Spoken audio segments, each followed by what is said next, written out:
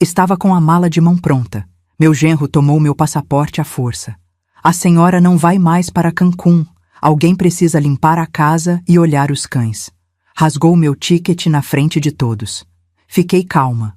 Fui ao guichê e cancelei o pacote pago com o meu dinheiro, quando eles tentaram passar no portão. O som de papel rasgando nunca foi tão alto. Parecia um trovão dentro daquele saguão lotado do aeroporto de Guarulhos. Eu senti o ar-condicionado gelado nas minhas costas, mas o frio real vinha de dentro, daquele lugar onde a gente guarda o amor de mãe e a esperança de dias melhores. Breno, meu genro, não estava gritando. A crueldade dele era pior.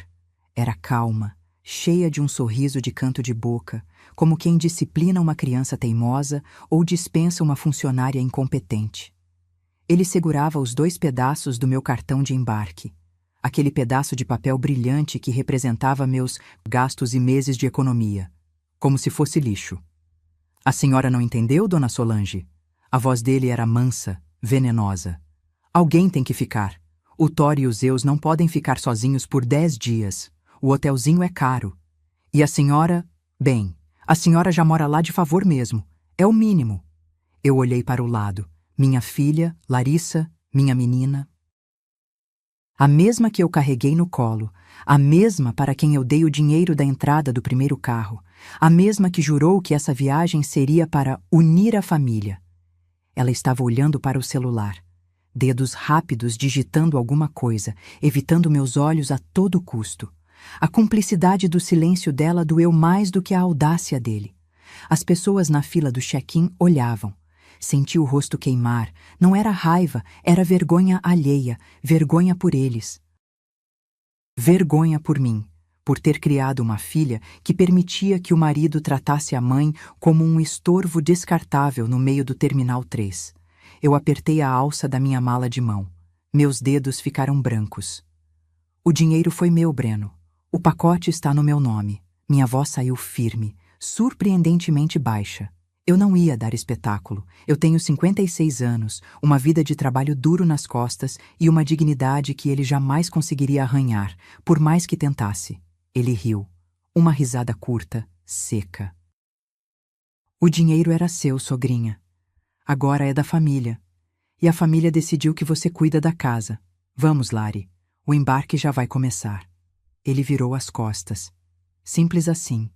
Enfiou meu passaporte no bolso da jaqueta dele. Um sequestro de identidade ali, na luz do dia. E puxou Larissa pelo braço. Ela foi. Sem um desculpe, sem um abraço, sem olhar para trás. Eles caminharam em direção ao portão de embarque internacional, rindo, comentando sobre o duty free, como se eu fosse um poste, uma lixeira, algo inanimado que ficaria ali plantado até criar raízes. Foi naquele segundo, vendo as costas deles se afastarem, que algo dentro de mim quebrou. Mas não foi meu coração. O que quebrou foi a minha cegueira. Eu respirei fundo, sentindo o cheiro de café e perfume importado que pairava no ar. O choro subiu na garganta, ácido, quente, mas eu engoli. Engoli a seco. Não derramei uma lágrima sequer. Mulheres como eu, que já levantaram impérios do nada e viram tudo desmoronar para reerguer de novo, não choram em aeroportos. Nós agimos. Se você já sentiu na pele a ingratidão de quem você mais ajudou, inscreva-se agora no canal. Essa história é para te lembrar que a justiça tarda, mas quando nós a fazemos com as próprias mãos, ela não falha. Deixe seu like se você quer ver o troco que eles merecem. Eu não fui para a saída. Eu não chamei um Uber para voltar para casa e limpar a sujeira dos cachorros gigantes do meu genro.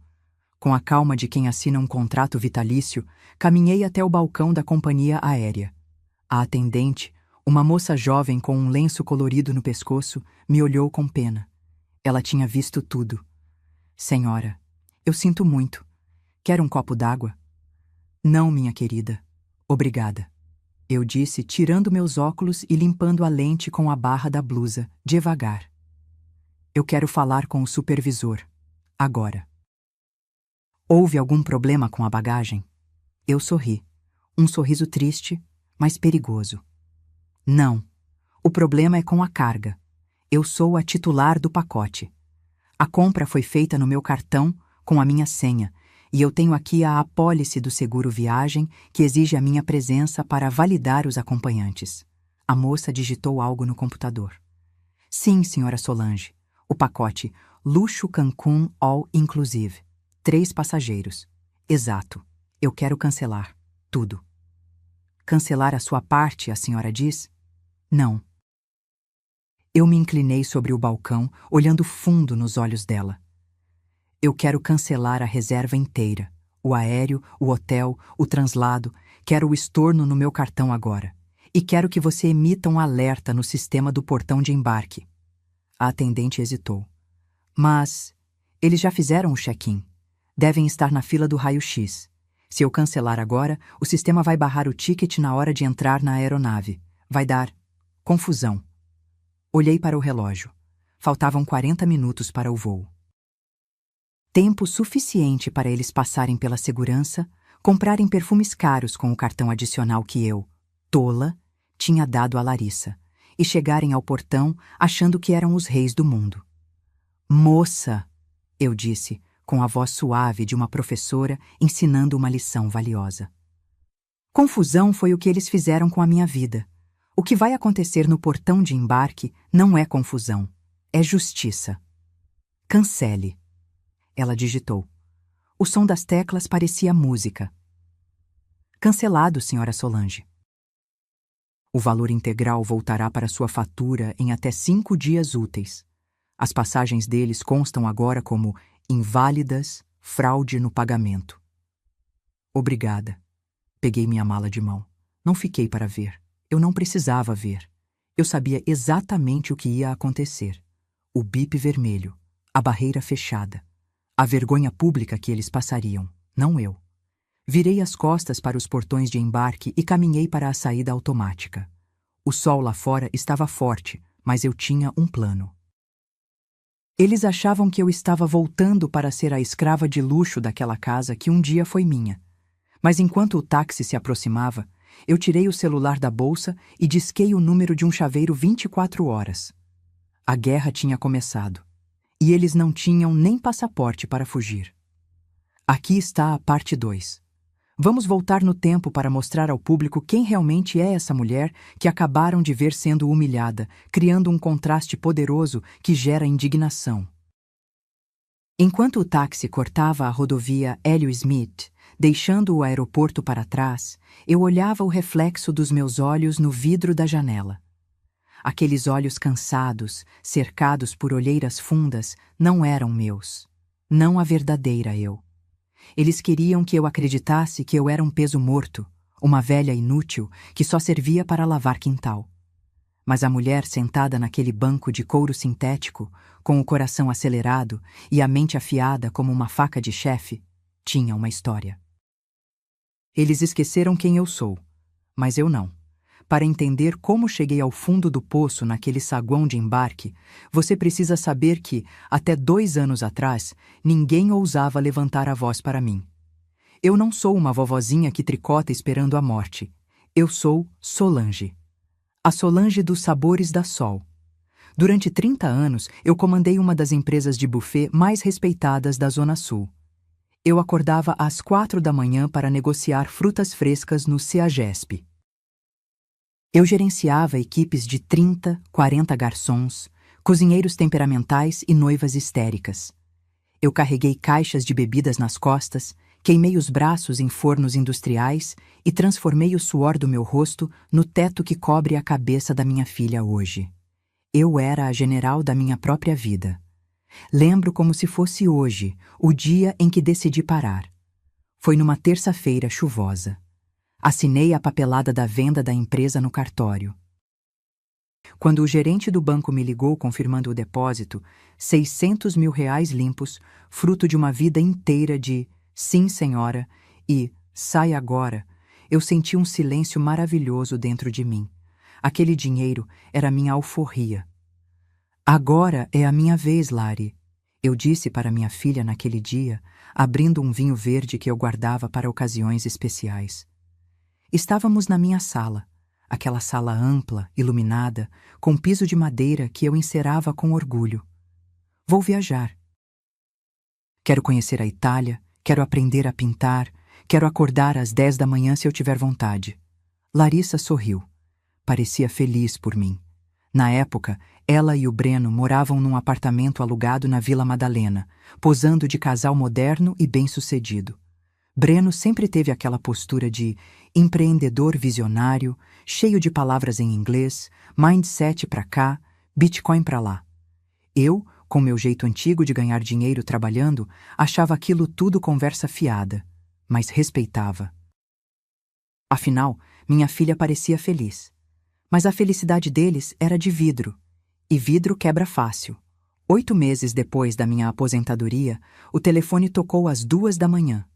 Nada de bom vem de um telefonema a essa hora. Mãe. A voz da Larissa estava embargada, daquele jeito que faz o estômago de qualquer mãe virar gelo. O Breno, a gente perdeu tudo. Não foi um assalto, foi incompetência mesmo. O tal investimento revolucionário do Breno tinha virado pó. Eles estavam devendo aluguel, condomínio, e o oficial de justiça já tinha batido na porta para levar o carro. Foram despejados. Eu podia ter ajudado com dinheiro. Podia ter pago um aluguel barato para eles se reerguerem. Mas o coração de mãe é um traidor maldito. Quando vi minha filha chorando no meu sofá, com olheiras de quem não dormia há semanas, e o Breno sentado na poltrona com a cabeça entre as mãos, chorando lágrimas que hoje eu sei que eram de crocodilo, eu fraquejei.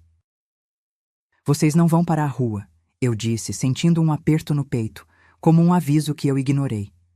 A casa é grande, tenho 3 quartos, venham para cá, fiquem até se ajeitarem. 3, 4 meses no máximo. Breno levantou a cabeça. Os olhos dele brilharam, não de gratidão, mas de alívio oportunista. Dona Solange, a senhora é uma santa. Eu prometo, é temporário. Assim que meu novo projeto de consultoria engrenar, a gente sai. Eu vou pagar cada centavo de despesa que dermos. Eu acreditei. Abri os portões da minha fortaleza para o cavalo de Troia. Na primeira semana, eles chegaram com poucas malas. Pareciam humildes. Ajudavam na louça, pediam licença para ligar a TV. Mas aos poucos, a dinâmica foi mudando. A ajuda temporária virou rotina. O por favor virou silêncio.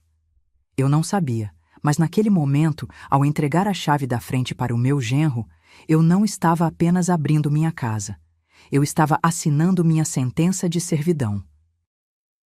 A mulher forte, a empresária respeitada, estava prestes a ser apagada, dia após dia, até sobrar apenas a velha chata que atrapalhava a vida do jovem casal. O táxi parou no sinal vermelho. Olhei para as minhas mãos. Elas ainda eram fortes. Eram as mãos que construíram aquele patrimônio. Eram as mãos que agora tremiam de raiva. Eles acharam que eu tinha ficado fraca só porque fiquei bondosa. Foi o maior erro da vida deles, porque a Solange que vendeu o buffet não morreu. Ela estava apenas dormindo, anestesiada pelo amor materno. Mas o Breno fez o favor de acordá-la com um rasgo de papel no aeroporto. Você já abriu a porta da sua casa para alguém da família e se arrependeu amargamente? A gente faz por amor e recebe ingratidão em troca. Se você conhece essa dor, escreve aqui nos comentários: minha casa, minhas regras. Vamos ver quantas de nós já passamos por isso. Respirei fundo e disse ao motorista: moço, pode acelerar. Eu tenho muita coisa para jogar no lixo antes de anoitecer. Mas antes de chegar em casa e encarar a fechadura, preciso contar para vocês o momento exato em que percebi que tinha perdido o controle do meu próprio lar. Não foi com uma briga. Foi com um objeto, a minha cristaleira. Aquele móvel era a alma da minha sala. E o que eles fizeram com ele foi o primeiro sinal de que eu já não era mais a dona de nada. Aqui está a parte 3. Vamos aprofundar a tensão dentro de casa, mostrando como a invasão não é apenas física, mas simbólica, atacando as memórias e a autoridade da protagonista. Os primeiros meses foram como uma névoa. Você não percebe que está sendo empurrada para o canto da sua própria vida de uma vez só. É um passo de cada vez. Primeiro, é o controle remoto que some da sua mão. Depois, é a sua poltrona favorita que está sempre ocupada. Quando você vê, está pedindo licença para entrar na sua própria cozinha. A invasão começou sutil. Breno espalhou os cabos de computador pela mesa de jantar. É só por enquanto, dona Solange. Preciso de espaço para pensar, ele dizia com aquele sorriso de vendedor de carro usado. Depois, foram as roupas de ginástica da Larissa jogadas no sofá da sala, as caixas de pizza empilhadas na pia que eu tinha acabado de limpar, o som alto da televisão até de madrugada, me impedindo de ler meus livros. Mas o golpe que me fez perceber que eu tinha virado uma estranha na minha casa aconteceu numa tarde de domingo. Eu tinha uma cristaleira na sala de jantar. Não era um móvel qualquer. Era uma peça de madeira maciça, com portas de vidro curvo e detalhes em laca âmbar, fabricada em 1950. Tinha pertencido à minha mãe. Quando eu era criança, ficava na ponta dos pés olhando as xícaras de porcelana lá dentro, como se fossem joias da coroa. Quando minha mãe faleceu, aquela cristaleira foi a única coisa que eu fiz questão de trazer. Ela não era um móvel, era a presença dela ali comigo. Eu cuidava daquela madeira como se fosse pele. Passava óleo de peroba toda semana. Ninguém tocava nela. Naquele domingo, cheguei do mercado carregando sacolas pesadas, porque, claro, o casal jovem estava muito ocupado dormindo até o meio-dia para ajudar. Quando entrei na sala, o ar fugiu dos meus pulmões. Breno estava encostado na cristaleira. Não apenas encostado. Ele tinha transformado o tampo dela, aquele tampo de madeira nobre e sensível, num balcão de bar improvisado. Havia uma garrafa de cerveja suando, sem porta-copos, deixando uma poça de água gelada formar um anel branco na madeira. Chaves de carro jogadas riscando o verniz. E o pior, ele estava batendo com uma moeda no vidro, no ritmo de uma música irritante, prestes a trincar a relíquia da minha mãe. Breno! Minha voz saiu um grito estrangulado. Larguei as sacolas no chão. Tira isso daí agora! Ele me olhou com tédio, como se eu fosse uma mosca zumbindo. Calma, sogrinha. Que estresse é esse? É só uma cerveja. É a cristaleira da minha mãe. Corri até lá, empurrando o braço dele. Peguei a garrafa. A marca branca da água já estava lá, cravada na madeira, como uma cicatriz. Passei o pano da minha blusa, tentando secar, sentindo as lágrimas de raiva subirem. Eu já pedi 1000 vezes para não colocar nada aqui. Isso é madeira antiga, mancha. Larissa apareceu no corredor, coçando os olhos, com cara de sono. Ai, mãe, qual é o problema agora? Vocês não param de gritar. O problema, Larissa, é que o seu marido não tem respeito por nada. Olha o que ele fez no móvel da vovó. E foi aí que a máscara caiu. Pela primeira vez, a doçura falsa do Breno desapareceu. Ele desencostou do móvel, cresceu para cima de mim. Ele tem quase 1,90 m e soltou a frase que ecoou na minha cabeça por meses. Sinceramente, Solange, isso é velharia. Vocês têm um apego a lixo que eu não entendo. Essa casa tá cheia de tralha velha. A gente precisa modernizar isso aqui se quiser valorizar o imóvel. Valorizar o imóvel. Ele falava da minha casa como se fosse um ativo dele. Como se ele já estivesse planejando a venda. Ninguém vai modernizar nada, eu disse trêmula, mas firme. Essa casa é minha. Essa velharia é minha. E se você não sabe respeitar, a porta da rua é serventia da casa. Breno riu. Olhou para a Larissa e disse: Tá vendo, amor? É impossível conversar. A gente tenta trazer uma energia nova, tenta ajudar, e é assim que sou tratado, como um intruso. E minha filha, minha Larissa? Em vez de defender a memória da avó, em vez de defender a mãe que pagava a conta de luz daquele banho quente que ela tomava todo dia, ela suspirou. Mãe, para de drama. É só um móvel. O Breno tá estressado com o trabalho. Custava falar com jeito? eu fiquei paralisada. O drama era eu defender o que era meu. O estressado era o homem que vivia de graça sob o meu teto. Naquele dia, eu entendi. Eles não eram hóspedes, eram cupins. E estavam roendo não só a minha mobília, mas a minha autoridade. Eu me calei, peguei as sacolas do chão e fui para a cozinha. Mas enquanto guardava o arroz e o feijão que eu tinha comprado, tomei uma decisão silenciosa. Aquela cristaleira não ficaria ali para ser destruída. Dói, não dói?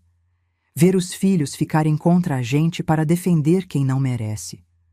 Se você já sentiu que sua voz não vale nada dentro da sua própria casa, deixa um coração partido nos comentários.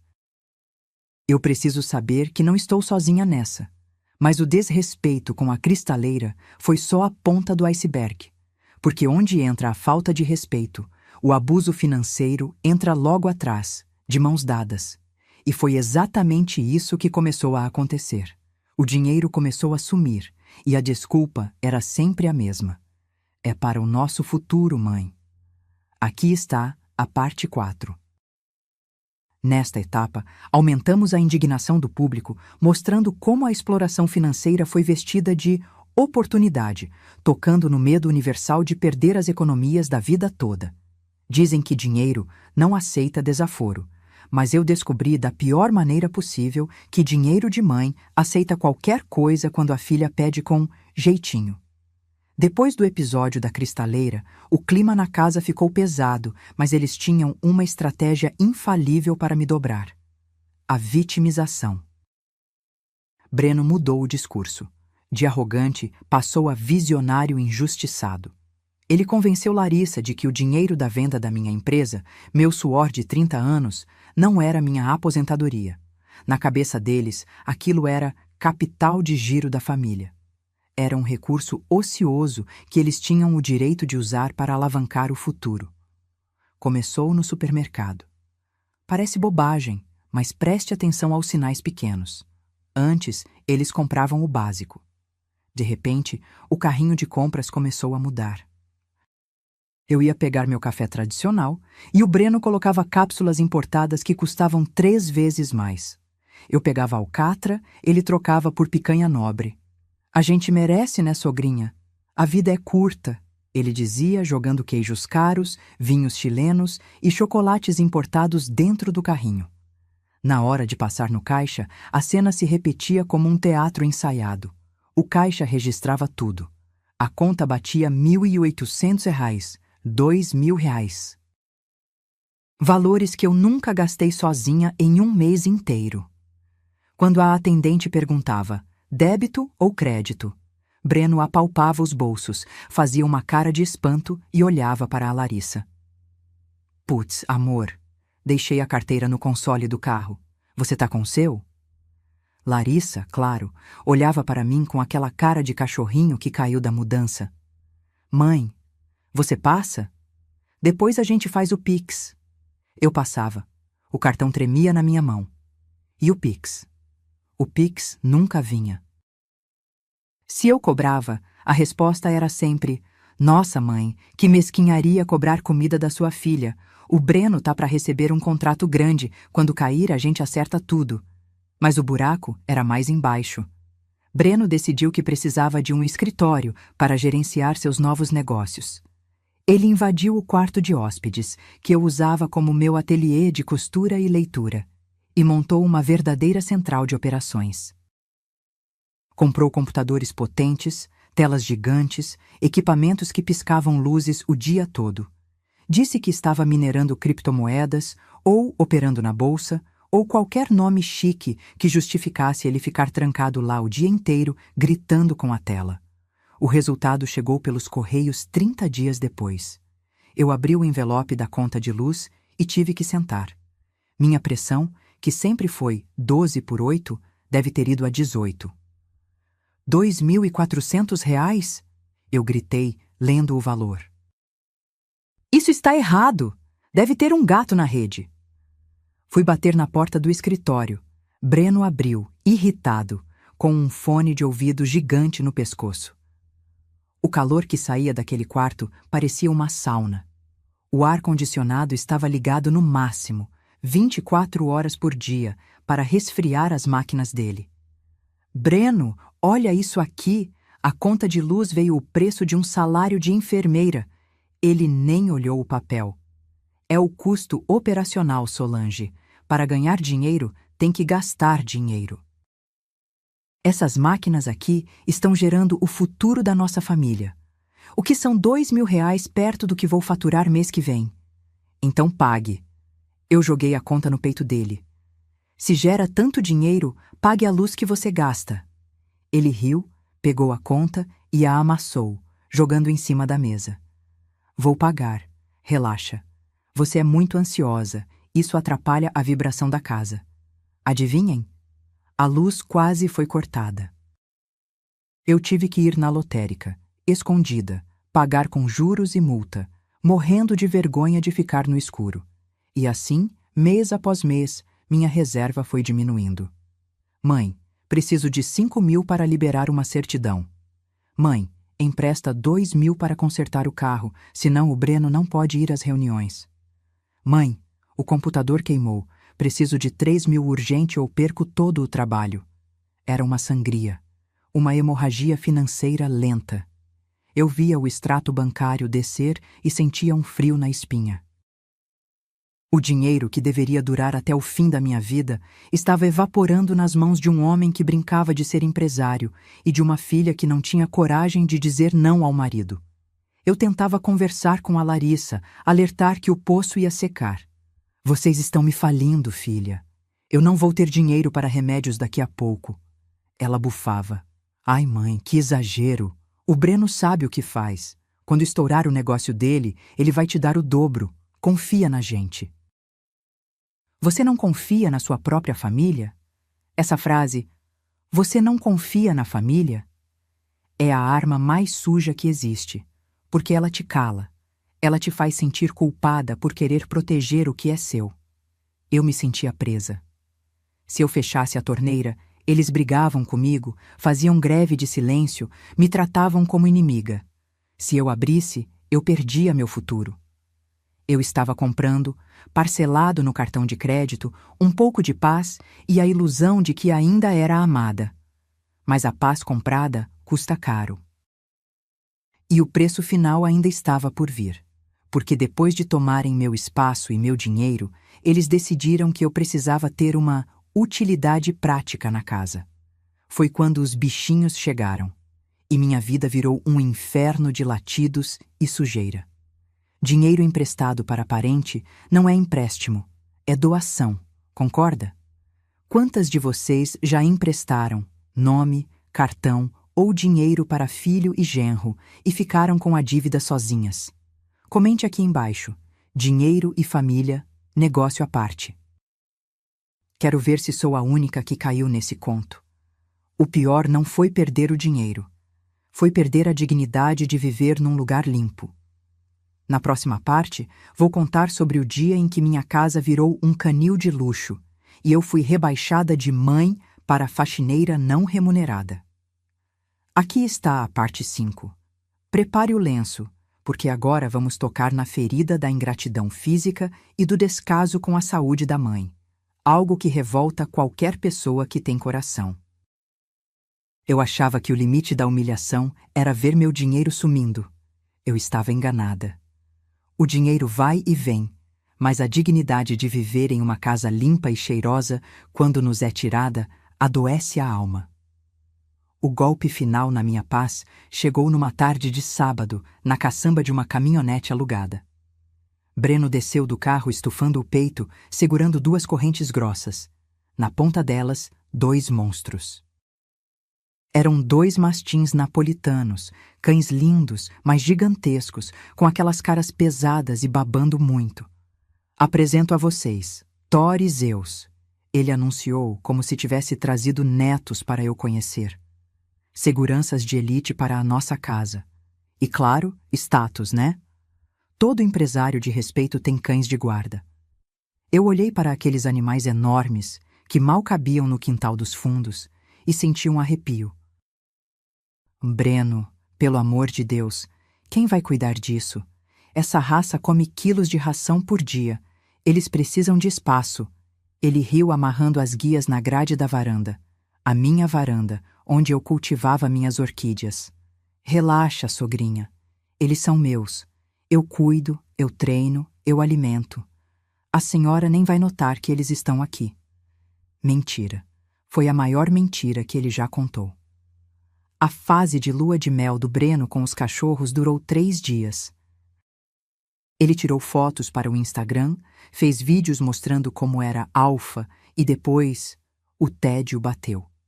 Ele voltou para o ar-condicionado do escritório e os cães sobraram para mim. Minha rotina virou um inferno. Às 6 da manhã, eu acordava não com o despertador, mas com o cheiro insuportável que invadia a cozinha. Eram fezes enormes, poças de urina que pareciam lagos no piso de pedra mineira do quintal. E quem estava lá, de mangueira na mão, esfregando o chão com água sanitária e cloro até as mãos descascarem? Eu. O cheiro está vindo para a sala, dona Solange. Breno gritava da janela, sem tirar os olhos do computador. Passa um desinfetante mais forte aí. Minha casa, que sempre cheirou a lavanda e bolo assado, passou a cheirar a canil úmido. Minhas orquídeas foram estraçalhadas na primeira semana. Meus vasos de barro quebrados. O silêncio que eu tanto amava foi substituído por latidos graves que faziam as janelas tremerem a noite toda. Fui me isolando. Eu tinha um grupo de amigas, a turma do terço e do café da tarde. Eu adorava receber a dona Cida e a Márcia para comer um bolo de fubá. Parei de convidar. Eu tinha vergonha. Vergonha do cheiro. Vergonha dos pelos no sofá. Vergonha de ter que prender 2 cães que pareciam leões para as minhas amigas conseguirem entrar sem medo. Mãe, melhor não chamar ninguém, Larissa dizia. Os cães estranham gente velha, ficam agitados. Vamos evitar problemas. Gente velha. Ela chamava minhas amigas, e a mim, de gente velha, que incomodava os filhos de 4 patas do marido dela. Mas o fundo do poço tem um alçapão, e eu caí nele quando adoeci. Foi uma gripe forte, daquelas que derrubam a gente na cama.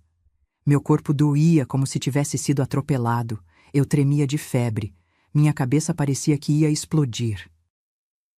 Passei o dia no quarto, encolhida debaixo de 2 edredons, suando frio. Ninguém veio ver se eu estava viva. Ninguém trouxe um copo d'água. Ninguém perguntou se eu precisava de um remédio. Às 2 da tarde, a porta do meu quarto abriu com força. Era Larissa. Ela não trazia uma sopa ou um termômetro. Ela trazia uma reclamação. Mãe, você tá dormindo até agora? Eu abri os olhos com dificuldade, a voz rouca. Filha, eu tô muito mal. Acho que estou com febre alta. Ela bufou, colocando a mão na cintura. Ai, mãe, toma uma dipirona. O problema é que o Breno tá com fome. Ele tem uma reunião importante online às 3 e não tem nada pronto. Os cachorros também estão latindo de fome lá fora. O pote tá vazio. Eu olhei para ela, incrédula. Minha filha, a menina que eu cuidei em cada febre, em cada dor de dente, velando o sono noites inteiras. Ela estava me cobrando o almoço do marido marmanjo enquanto eu queimava em febre.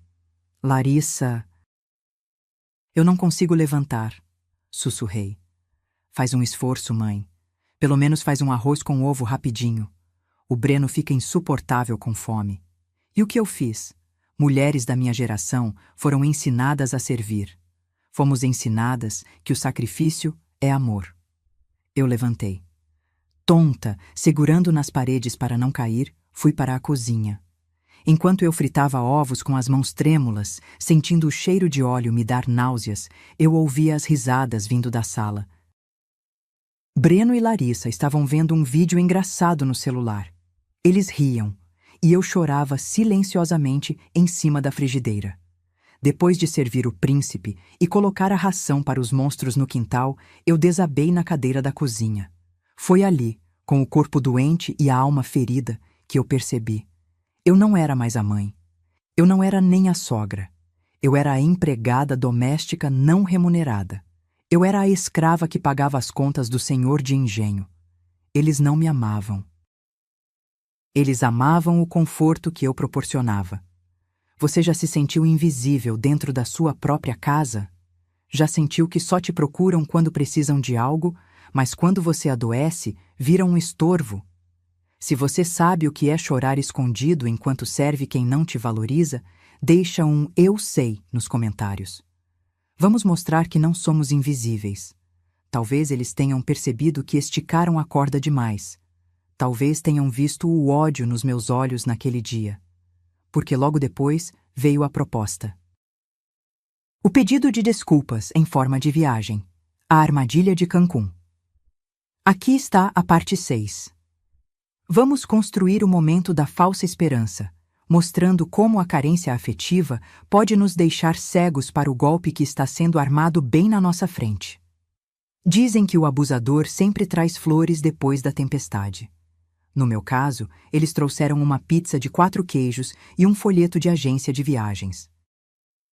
Uma semana depois daquela gripe horrível, onde fui tratada pior que os cachorros, o clima na casa mudou da água para o vinho. Literalmente.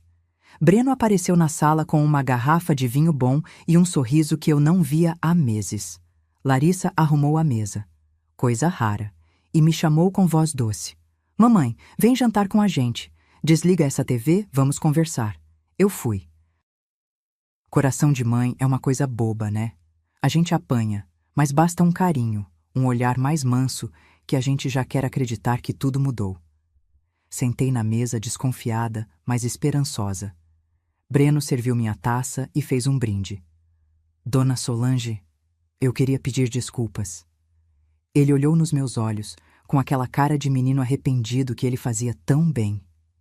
A gente tem estado muito estressado com os negócios. A Larissa anda nervosa e acabamos descontando na senhora. A senhora não merece isso. A senhora é a base dessa família. Eu senti um nó na garganta. Era tudo o que eu queria ouvir. Eu só quero respeito, Breno. Só isso. E vai ter. Ele bateu na mesa, entusiasmado. E para provar que a gente quer virar essa página, nós tivemos uma ideia.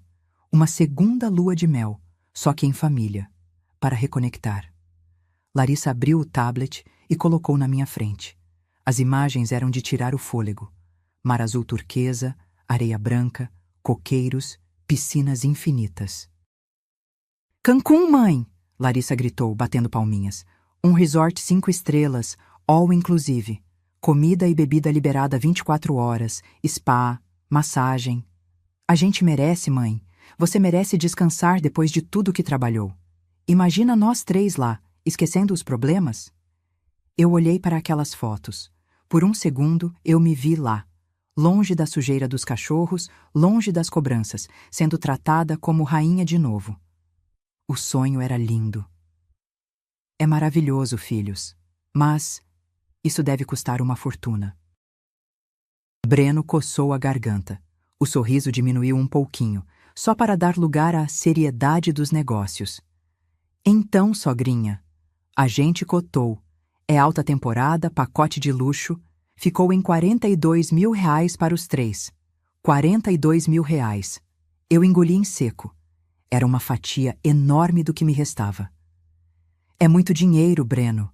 Eu não posso gastar isso agora. Não é gasto, dona Solange. É investimento. Ele se inclinou, segurando minha mão.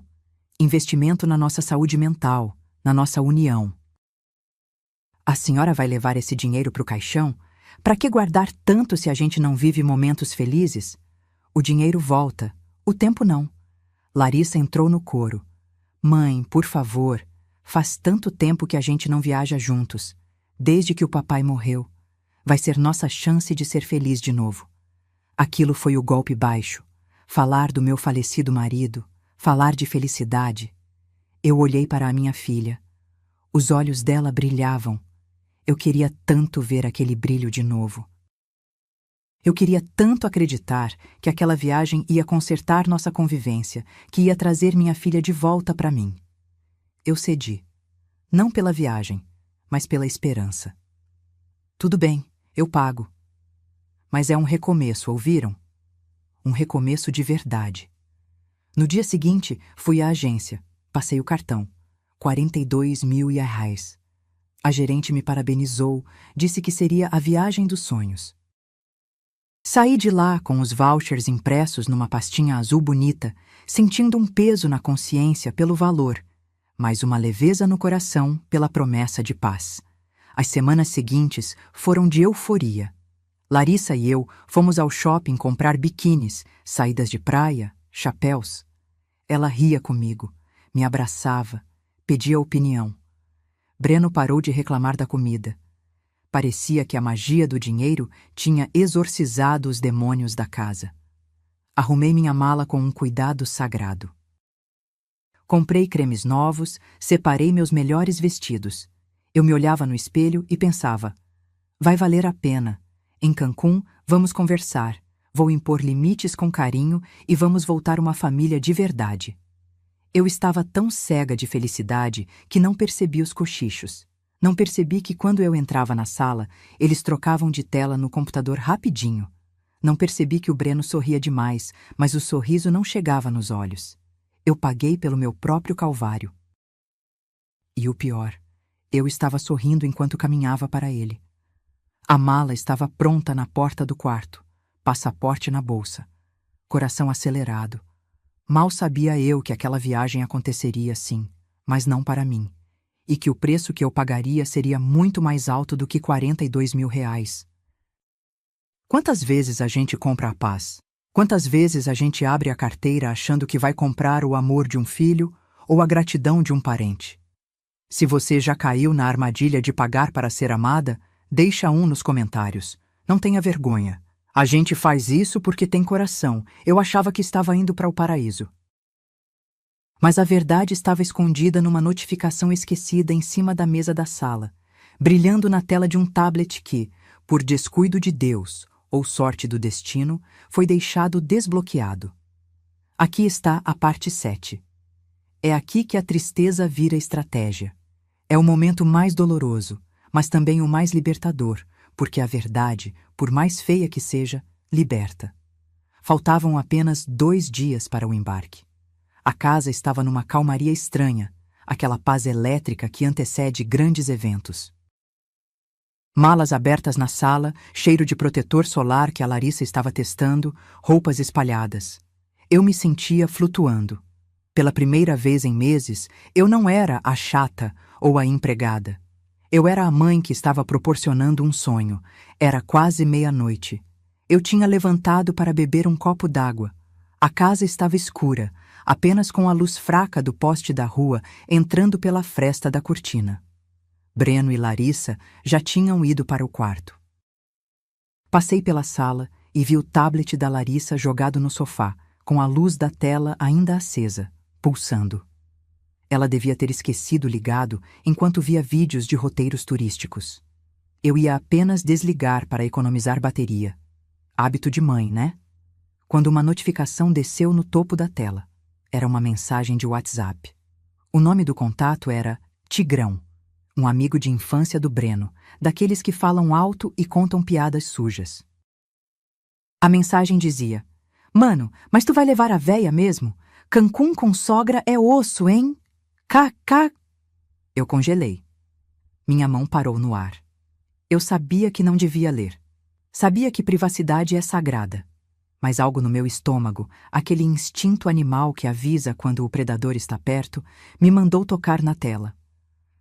O tablet não tinha senha de bloqueio imediato. A conversa abriu. O que eu li a seguir fez meu sangue, que sempre foi quente, virar gelo absoluto. A resposta do Breno, enviada minutos antes, estava lá, brilhando no fundo branco do aplicativo. Relaxa, Tigrão. A véia só serve para passar o cartão.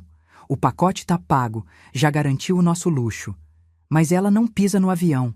No aeroporto eu invento uma treta. Digo que deu overbooking ou que ela precisa ficar para cuidar dos cachorros. A passagem dela eu já vou cancelar amanhã e pegar o crédito pra gente gastar em bebida. Ela vai ficar em casa de babá, do Thor e do Zeus. Acha que eu sou otário de levar a mala para atrapalhar minha foda? E a resposta da minha filha, da minha Larissa, logo abaixo. Amor, não fala assim, tadinha. Mas é verdade, ia ser chato ela lá controlando a gente. Melhor ela ficar. Só não conta pra ela antes, senão ela cancela o pagamento. Deixa pra hora H. Eu li aquilo 1, 2, 3 vezes. Senti uma náusea violenta. Tive que me apoiar no braço do sofá para não cair. Minhas pernas falharam. Não era dor de tristeza. Era dor física, como se alguém tivesse me dado um soco na boca do estômago. A véia só serve para passar o cartão. Babá de cachorro. Não conta antes, senão ela cancela. Eles não estavam me levando para viajar. Eles estavam me levando para o matadouro emocional. Todo aquele carinho, o jantar, o vamos recomeçar, as compras de biquíni, foi tudo teatro. Um teatro cruel e calculado para arrancar os últimos 40 mil reais que eu tinha guardado. Eles planejavam me humilhar no aeroporto. Eles planejavam me deixar para trás, chorando com as malas prontas, enquanto iriam beber champanhe às minhas custas, rindo da velha otária que ficou limpando bosta de cachorro. Olhei para a porta do quarto deles. Estava fechada. Ouvi uma risada abafada lá dentro. Eles estavam rindo. Provavelmente comemorando o golpe. Naquele momento, eu tive vontade de ir lá, chutar a porta, gritar, quebrar o tablet na cabeça do Breno. Tive vontade de acordar a vizinhança inteira. Mas aí... Eu olhei para o espelho do corredor e vi meu reflexo na penumbra. Eu não vi uma vítima. Eu vi a Solange que negociava com fornecedores difíceis no CEAGESP às 4 da manhã. Vi a mulher que enterrou o marido e tocou a vida sozinha. Vi a empresária que nunca aceitou calote. Eu sequei as lágrimas com as costas da mão. Respirei fundo, forçando o ar a entrar nos pulmões. Não, sussurrei para mim mesma. Gritar é o que a vítima faz. E eu não sou vítima. Eu sou a dona do dinheiro. Se eles queriam um show no aeroporto, eles teriam. Mas não o roteiro que eles escreveram. Coloquei o tablet de volta no sofá, exatamente na mesma posição. Apaguei a tela. Fui para a cozinha. Bebi meu copo d'água devagar, sentindo a água gelada descer rasgando. Voltei para o meu quarto, deitei na cama e olhei para o teto. Eu não dormi 1 minuto sequer naquela noite. Enquanto eles sonhavam com margaritas e praias caribenhas, eu passava a noite em claro, montando, peça por peça, o plano mais frio que uma mãe já teve que arquitetar contra a própria filha. Eu ia deixá-los ir até o limite. Eu ia deixá-los sentirem o gosto da vitória. E então, eu puxaria o tapete. Descobrir uma traição dessas vinda de um filho é a pior dor que existe. É como se arrancassem um pedaço da gente vivo. Se você já descobriu uma mentira de alguém que você amava, comente. A verdade sempre aparece. Deus não deixa nada encoberto, minhas amigas. Nada. Ao amanhecer, eu levantei. Fiz o café, coloquei a mesa e quando eles acordaram, eu sorri. Bom dia, meus amores. Ansiosos para a viagem, eu precisava de mais um dia. Só mais um dia útil. Porque antes de ir para o aeroporto, eu tinha uma visita urgente para fazer. O cartório e a agência de viagens. O jogo tinha virado e eles nem sabiam que os dados estavam viciados. Aqui está a parte 8. Este é o momento Mata-Hari da Solange. A tensão aqui não é gritada, é sussurrada. É o suspense de dormir com o inimigo e agir pelas costas dele para se proteger. Dizem que a vingança é um prato que se come frio. Mas a preparação dela... a preparação é um prato que a gente cozinha em fogo baixo, mexendo devagar para não queimar. Acordar na manhã seguinte à descoberta daquelas mensagens foi o maior teste de atuação da minha vida. Eu tive que olhar para a cara lavada da Larissa e para o sorriso cínico do Breno e dizer bom dia, sem vomitar. Eu servi o café, perguntei se a mala deles estava fechando.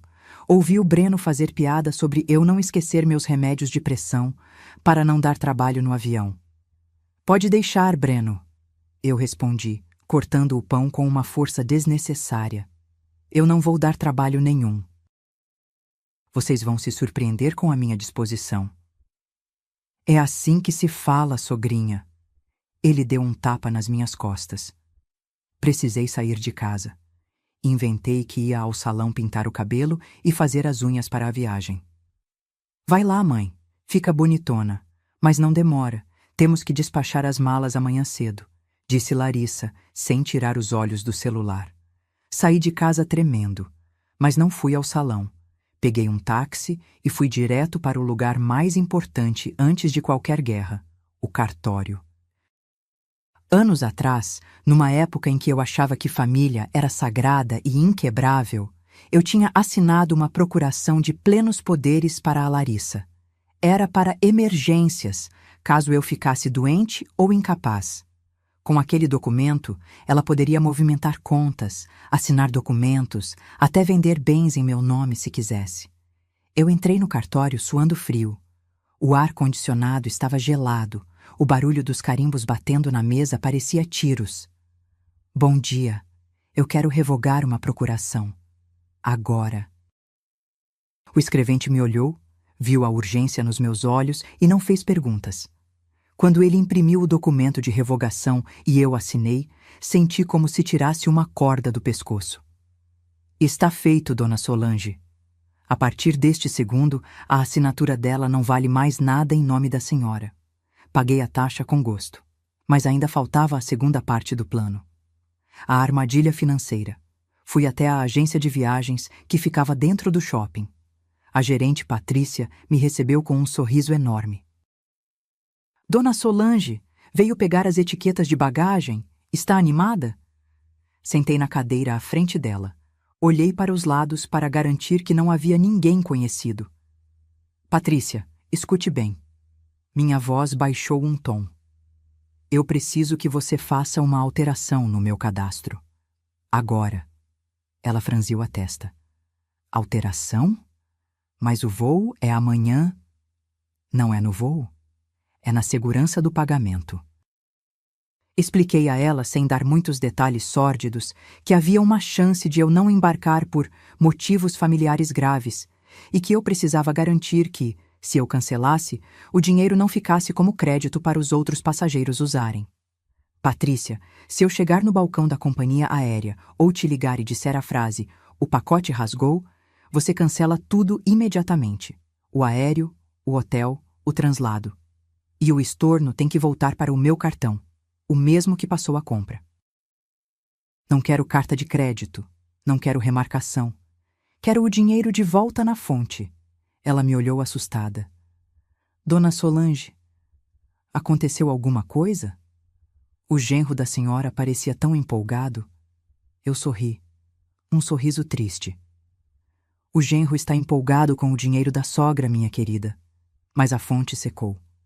Você pode fazer isso por mim? Travar o sistema para que apenas eu, pessoalmente e com senha, possa autorizar qualquer coisa? Ela digitou furiosamente no teclado. Feito. Coloquei uma trava de segurança administrativa. Sem a sua senha pessoal e a sua presença física ou voz confirmada, ninguém mexe nessa reserva.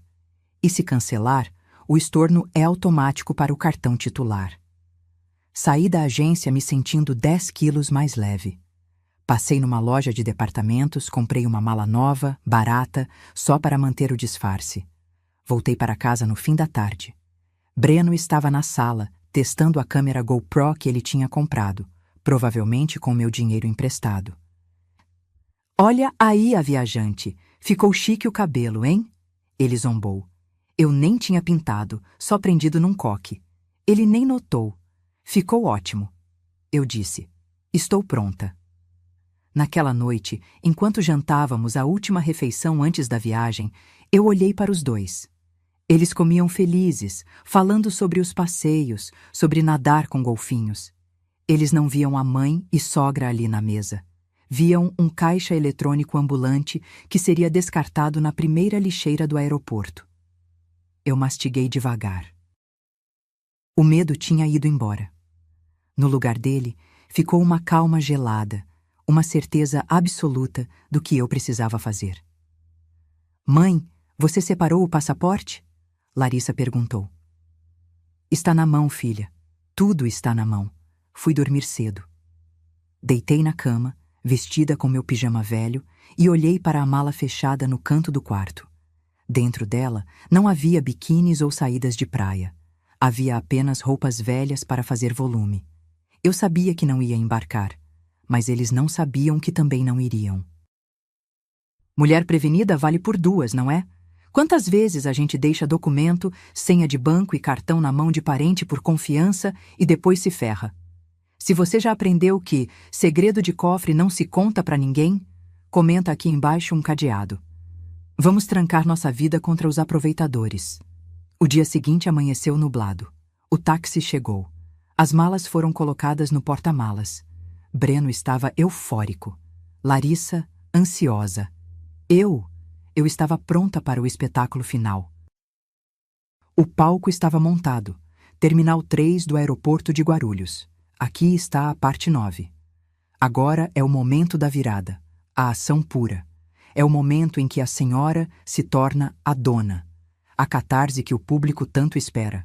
A viagem de táxi de volta do aeroporto para a minha casa foi a mais longa e, ao mesmo tempo, a mais rápida da minha vida.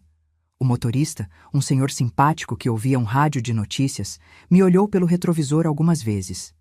Eu devia estar com uma cara estranha. Não de choro, mas de quem acabou de escapar de um cativeiro. A senhora esqueceu o passaporte, dona? Ele perguntou, vendo que eu voltava sozinha e sem malas grandes. Não, moço, eu respondi, olhando a paisagem cinza de São Paulo passar pela janela. Eu esqueci quem eu era, mas acabei de lembrar. Quando o carro parou na frente do meu portão, o silêncio da rua parecia me dar as boas-vindas. Paguei a corrida e desci. Olhei para a fachada da minha casa. As janelas fechadas, as plantas mal cuidadas na varanda. Aquela casa parecia triste, mas ela estava prestes a voltar a respirar. A primeira coisa que fiz não foi entrar. Foi pegar o celular e ligar para o número que eu tinha salvo na agenda como emergência-chave. Seu Cláudio, é a dona Solange. O senhor pode vir aqui agora? É urgente. Preciso trocar o segredo de todas as portas. Todas. Do portão social à porta dos fundos. Pago o dobro pela urgência. Enquanto esperava o chaveiro, entrei. O cheiro de cachorro molhado e mofo me atingiu na sala. As malas deles não estavam lá. Claro, tinham levado para Cancún, mas o resto... o resto estava todo lá. A vida parasita que eles construíram em cima do meu sacrifício estava espalhada por cada cômodo. Eu não sentei para chorar. Eu fui para a cozinha, peguei um rolo de sacos de lixo preto, aqueles reforçados de 100 litros que a gente usa para entulho, e comecei a faxina. Comecei pelo banheiro. Os cremes caros da Larissa, comprados com meu cartão adicional, os perfumes do Breno, as toalhas molhadas jogadas no chão. Não tive piedade. Abri o saco preto e fui varrendo a bancada com o braço. Pof, pof, pof, tudo caindo lá dentro. Frascos de vidro, escovas de dente, lâminas de barbear. Nada foi organizado. Era entulho. Fui para o quarto de hóspedes, o tal escritório do Breno. O ar-condicionado ainda estava ligado, gastando a minha energia. Desliguei. Olhei para aquela cadeira gamer ridícula, para os monitores, para os fios emaranhados. Despluguei tudo da tomada sem nenhum cuidado. Enrolei os cabos de qualquer jeito. O computador, o teclado mecânico que fazia tec-tec-tec a noite toda, os bonequinhos de coleção. Tudo foi para dentro dos sacos. Eu me senti uma gigante. Cada objeto que eu tirava da minha casa era 1 quilo a menos nas minhas costas. Depois, o quarto deles. Roupas de cama sujas, sapatos espalhados, as gavetas abertas. Eu não dobrei uma peça de roupa sequer. Camisas sociais, vestidos, sapatos de salto, tênis de marca, tudo misturado. Se amassar, problema deles. Se quebrar, problema deles. Eles rasgaram meu coração e minha dignidade. Eu só estava ensacando poliéster e algodão. Quando seu Cláudio chegou, o barulho da furadeira destruindo a fechadura antiga soou como música clássica para os meus ouvidos. A senhora perdeu a chave, dona Solange? Ele perguntou, trocando o miolo da porta da frente. Perdi não, seu Cláudio. Eu joguei fora a chave velha. Agora, nessa casa, só entra quem eu convido. Com as fechaduras trocadas, faltava o problema final: os cães. Eu não sou uma pessoa cruel. Os bichos não têm culpa da irresponsabilidade dos donos. Liguei para um hotelzinho de animais que tinha serviço de taxi dog. Pode vir buscar agora. São 2 mastins. Vou pagar 3 dias de hospedagem. Depois disso, o dono vai entrar em contato para buscar. Se ele não buscar, autorizo a doação. Ver aqueles 2 cachorros enormes entrarem na van foi um alívio que eu não consigo descrever. O silêncio voltou. O cheiro ruim começou a sair quando abri todas as janelas. Às 4 da tarde, a calçada da minha casa parecia dia de coleta de lixo. Eram 8 sacos pretos enormes, pesados, amontoados ao lado do portão, do lado de fora. Coloquei uma etiqueta de fita crepe em cada um, escrito com pincel atômico vermelho: Breno e Larissa. A vizinha da frente, Dona Márcia, aquela fofoqueira que eu tinha parado de receber, estava na janela, olhando tudo com os olhos arregalados. Eu acenei para ela. Boa tarde, Márcia. Tudo bem? Estou fazendo uma limpeza de energias ruins. Voltei para dentro. Tranquei o portão com a chave nova. O metal frio na minha mão me deu segurança. Tomei um banho demorado, lavei o cabelo, tirei o cheiro de aeroporto, o cheiro de medo, o cheiro de submissão. Coloquei meu roupão mais macio, fiz um chá de camomila e sentei na minha poltrona favorita, que agora estava vazia e limpa. Olhei para o relógio. Eles deviam estar voltando. O voo já tinha partido, sem eles. A ficha devia ter caído no balcão da companhia aérea. A vergonha, a raiva, o desespero de não ter para onde ir. O interfone tocou. Era um toque longo, insistente. Depois, batidas no portão, gritos abafados. Solange! Mãe! Abre esse portão! Que loucura é essa? Eu sorri. Não corri para atender. Bebi um gole do meu chá. Deixei tocar mais um pouco. Eles precisavam aprender que o tempo da Solange serviçal tinha acabado. O tempo agora era meu. Levantei devagar, fui até o interfone, mas não apertei o botão de abrir. Apertei apenas o de falar. Tem coisa melhor do que a sensação de dever cumprido? De limpar a casa e a vida de gente tóxica? Se você teria coragem de colocar as malas na calçada, deixa um nos comentários. Quero ver quem aqui é brava de verdade. A justiça estava prestes a ser servida. E não seria doce, seria justa. Aqui está a parte 10.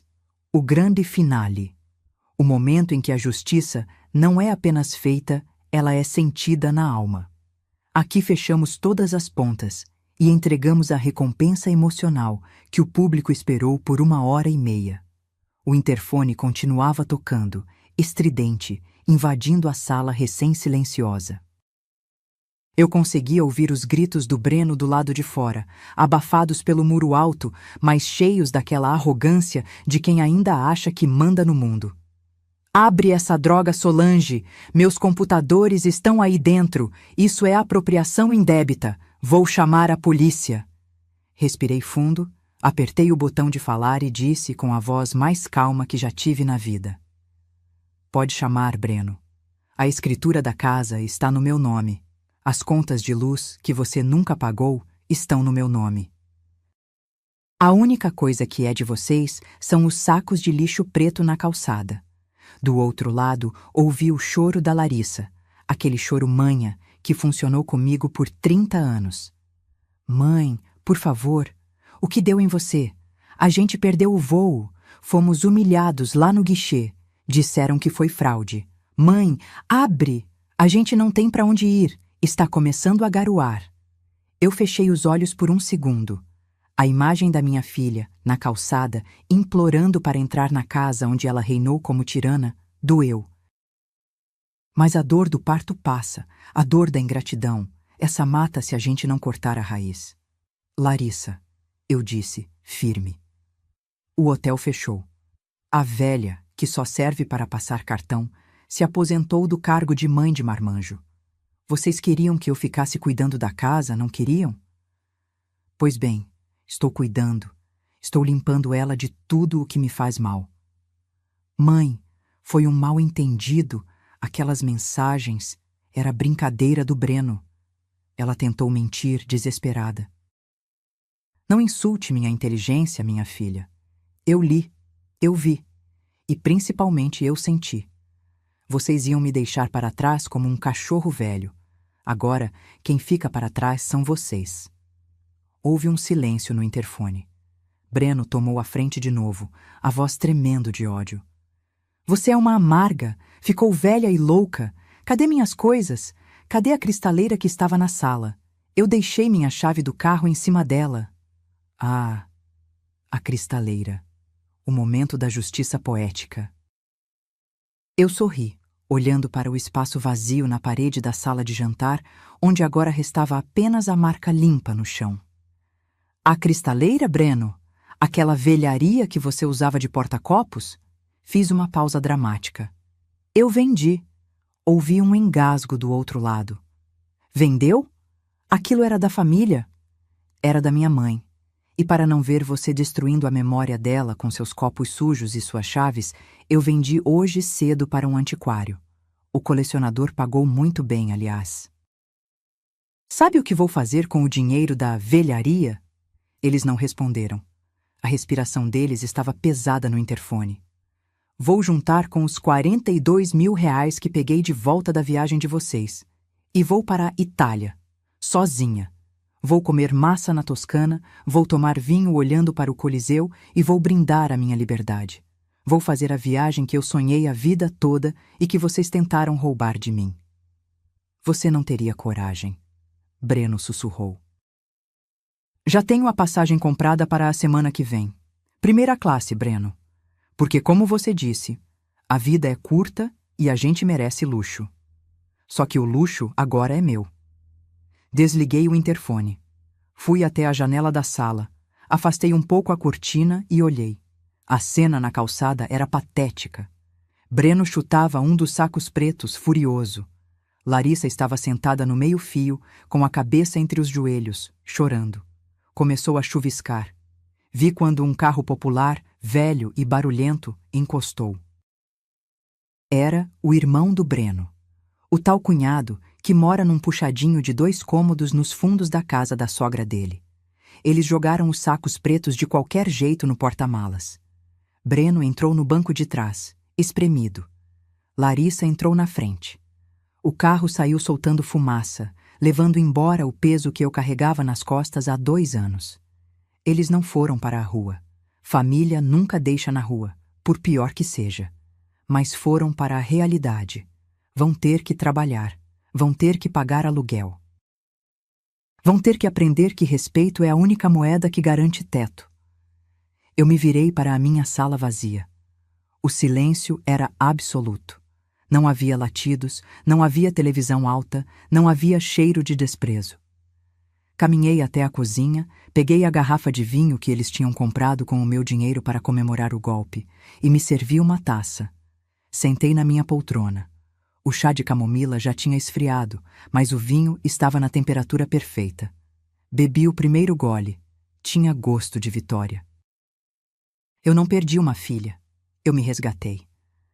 Talvez um dia, quando a Larissa amadurecer e entender o valor do suor de uma mãe, a gente possa conversar. Mas vai ser na minha varanda, com hora marcada, e depois ela vai embora para a casa dela. Por que aqui? Aqui mora a Solange. A mulher que construiu um império, a mulher que caiu, mas levantou mais forte do que nunca. A velha que eles acharam que podiam enganar, mas que acabou dando a maior lição de moral da vida deles. A mala para essa Itália já está pronta. E dessa vez, o passaporte está muito bem guardado, dentro do meu sutiã, perto do coração, onde ninguém nunca mais vai colocar a mão sem a minha permissão. Minhas amigas, a história da Solange termina aqui, mas a de vocês continua. Muitas vezes, a gente acha que amar é dizer sim para tudo. A gente acha que ser boa mãe é deixar os filhos passarem por cima da gente. Mas a maior prova de amor que você pode dar, para eles e para você mesma, é impor limites.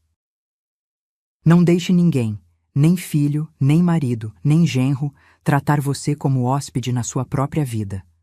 Sua casa é seu templo, seu dinheiro é seu esforço, sua dignidade é sagrada. Se essa história fez seu coração bater mais forte, se você sentiu a alma lavada com a atitude da Solange, eu tenho um pedido especial. Escreva aqui nos comentários de onde você está me assistindo e deixe a frase: "Eu sou a dona da minha vida".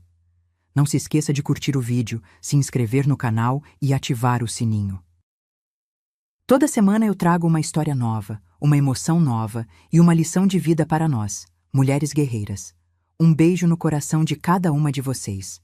Fiquem com Deus e até a próxima história. Tchau, tchau.